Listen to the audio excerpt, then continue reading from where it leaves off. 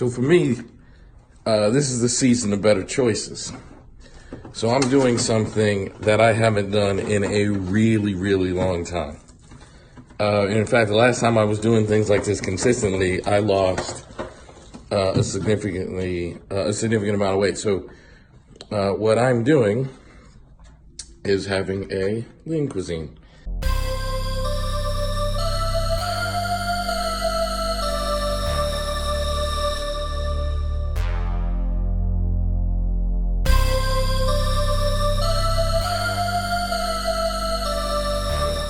Haven't had one of these in years, maybe even over a decade, actually. And I know that this is not like, these meals are like high in sodium, it's not fresh food and all that kind of stuff. But, so I'm on the road, I'm here in Toronto, and I've gotta eat, and I'm working. Here, let me show you, let me take you over to my workstation. That's my desk today. I'm getting a lot of work done, getting it in. And, it's lunchtime, so I go down to the front desk, and this is how it happens. This is how I end up in the situation where I'm in, where I go down to the front desk, and the front desk tells me that the nearest restaurant is a place called Boston Pizza, which does not have a high amount of healthy things, and it's a significant walk away. So, do you guys have any food that delivers? Yes, we do. What delivers? Pizza places and Chinese food places. High in carbs, high in fattening food, high in fried food. So, no, high in greasy food, so no, I don't want to eat that. And for the first time in my traveling career, and you guys know I travel a lot, all over the place, I go over to the little, I don't know what to call it, little convenience store that they have inside the hotel, and I see a lean cuisine. I mean, these things have probably been there forever, but this is a significantly better choice than, hold on, I'm reading the instructions, gonna microwave it right now.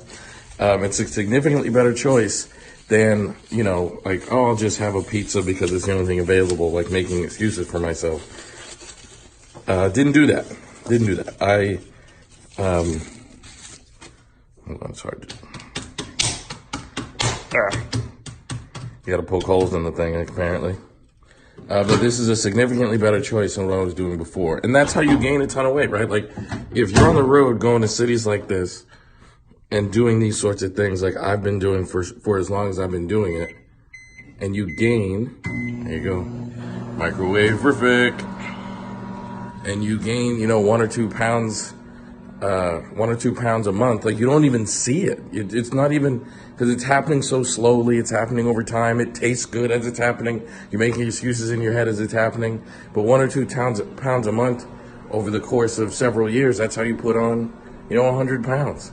So anyway, I just wanted you guys to see that I'm still on the grind. I haven't posted too many videos recently.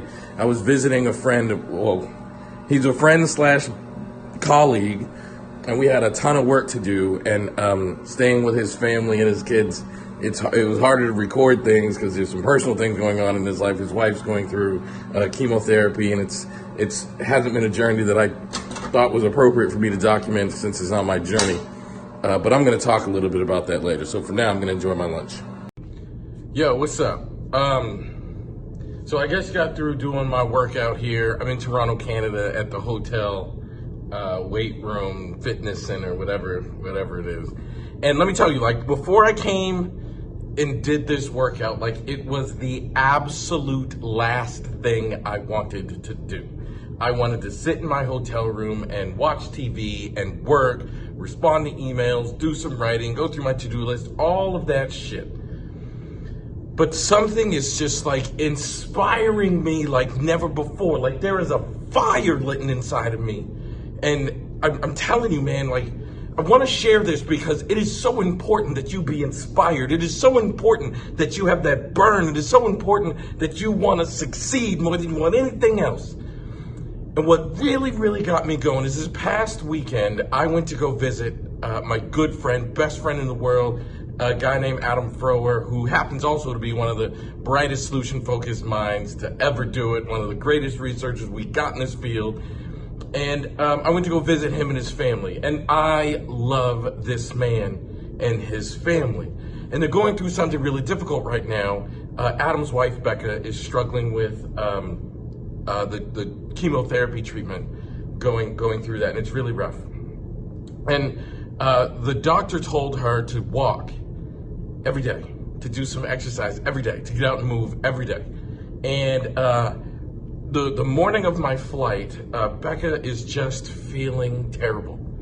And Adam's like, you gotta walk. You gotta do what the doctor said. The doctor said, push through it, you gotta walk.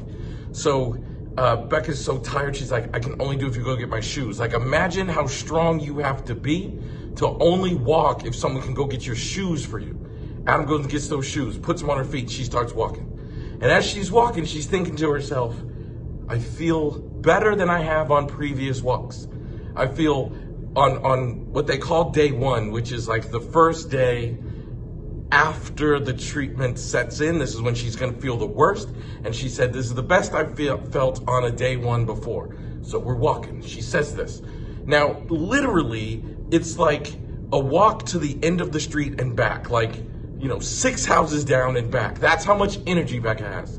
We get to the end of the street, we get to the stop sign, and Becca says, I can do the full circle. Becca says, I can keep going.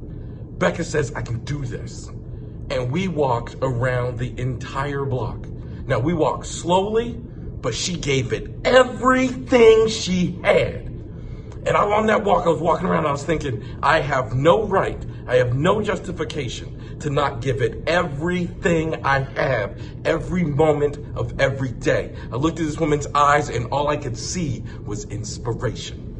So now here I am, I'm sitting in this hotel. The last thing I want to do is work out, and I just remember that look in Becca's eyes. I remember that drive Becca has to get healthy for her family, for her loved ones, for herself.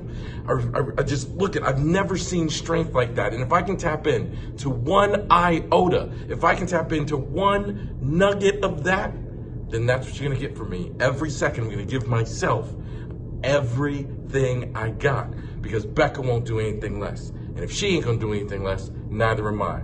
I'm out. Fist bump.